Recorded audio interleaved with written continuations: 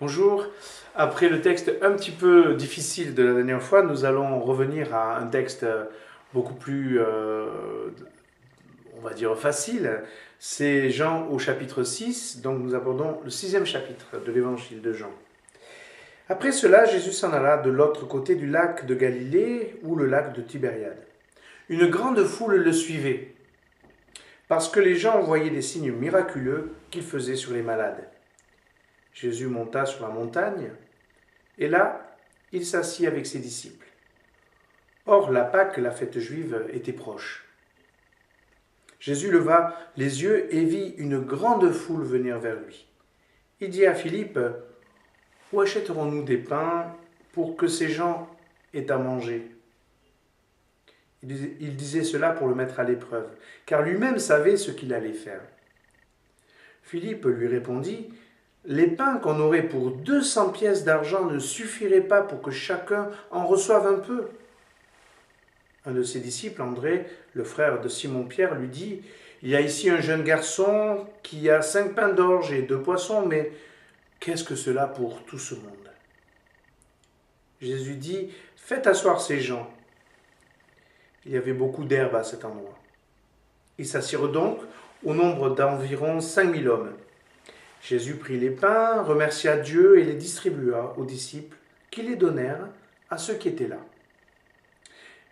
Il leur distribua de même des poissons, autant qu'ils en voulurent. Lorsqu'ils furent rassasiés, il dit à ses disciples, ramassez les morceaux qui restent, afin que rien ne se perde. Ils les ramassèrent donc, et ils remplirent 12 paniers avec les morceaux qui restaient, des 5 pains d'orge, après que tous eurent mangé. À la vue du signe miraculeux que Jésus avait fait, ces gens disaient, cet homme est vraiment le prophète qui doit venir dans le monde. Cependant Jésus, sachant qu'ils allaient venir l'enlever pour le faire au roi, se retira de nouveau sur la montagne, tout seul. Un miracle qui a beaucoup plu à la foule, qui nous plairait bien aussi, n'est-ce pas? Il n'y a rien à préparer, le pain est multiplié, les poissons aussi, et une foule immense est nourrie à partir de 5 pains et 2 poissons. Miracle surprenant, étonnant. Il y a plusieurs choses à remarquer dans ce texte. La première, c'est que Jésus ne se bloque pas, ne s'arrête pas là où nous sommes arrêtés. Nous voyons la foule, nous voyons ce que nous avons, et nous disons nous n'avons pas les moyens. Jésus va au-delà de cela et d'ailleurs, de manière un petit peu maligne, interroge Philippe, qu'est-ce qu'on va faire? Philippe est déconcerté, ne trouve pas les moyens pour répondre et avoue qu'il n'a pas la réponse. C'est un peu notre manière d'agir. Souvent, nous nous arrêtons à nos possibilités. Nous voulons bien parler de Dieu, nous voulons bien témoigner de l'Évangile, diffuser cet amour que le Père a pour le monde, mais nous nous arrêtons à nos moyens, comme si les moyens de Dieu s'arrêtaient à nos moyens. Ce n'est pas parce que le Père veut nous traverser, veut passer au travers de nous, que sa puissance s'arrête à nos possibilités. Il nous faut aller plus loin. Il nous faut regarder plus loin. C'est ainsi que Jésus veut éduquer ses disciples. À regarder, non pas avec leurs possibilités, mais avec les possibilités qu'ouvre l'amour de Dieu. On peut imaginer que plusieurs dans la foule avaient pris de quoi manger. Et voyant ce pain, ces poissons, eh bien, ont mis aussi ce qu'ils avaient préparé pour eux-mêmes sur la table, enfin, sur l'herbe. On peut imaginer que le miracle n'est pas simplement le miracle de la multiplication, mais le miracle des mains qui s'ouvrent et qui offrent ce que chacun a, qui fait qu'à la fin, il y a non seulement de quoi manger pour tout le monde, mais en plus, il y a des restes. C'est le miracle des repas partagés en église. Alors vous allez me dire qu'il y a au-delà de cela, certainement, le miracle de la multiplication de la nourriture. Mais l'un ne s'oppose pas à l'autre. Je crois que ce que l'amour de Dieu suscite en nous, c'est aussi de la générosité.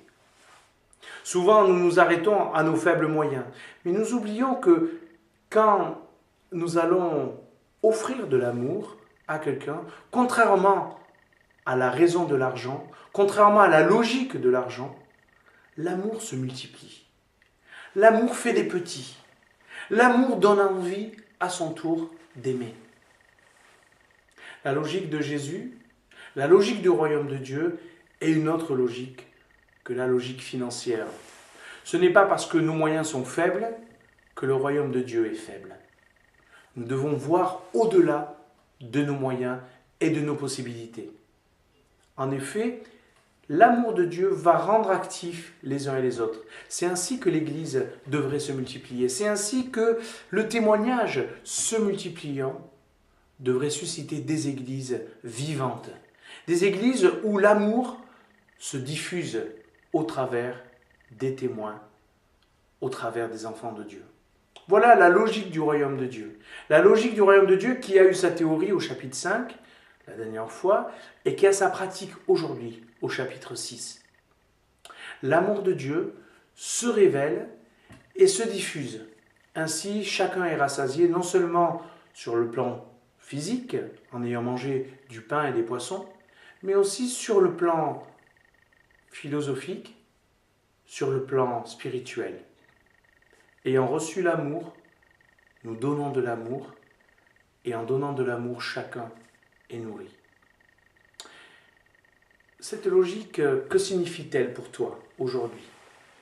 Tout simplement que, à cette logique de Philippe qui consiste à dire « mais je n'ai pas les moyens », Jésus voudrait tout de suite renverser cette logique qui peut être la tienne aujourd'hui. Et de dire « bien sûr que tu as déjà les moyens de donner ce dont tu as besoin. Tu as besoin d'amour? Oui. Eh bien, apprends à aimer. Mais je n'ai pas cet amour. Eh bien, reçois-le et donne-le. » Ainsi, les disciples se retrouvent avec la nourriture que va donner un petit garçon. Et cette nourriture va leur permettre de nourrir toute une foule nombreuse. Cette leçon, ils ne l'oublieront pas et nous ne devrions jamais l'oublier. Ce que le Père nous demande de donner, c'est ce que nous avons reçu de sa part.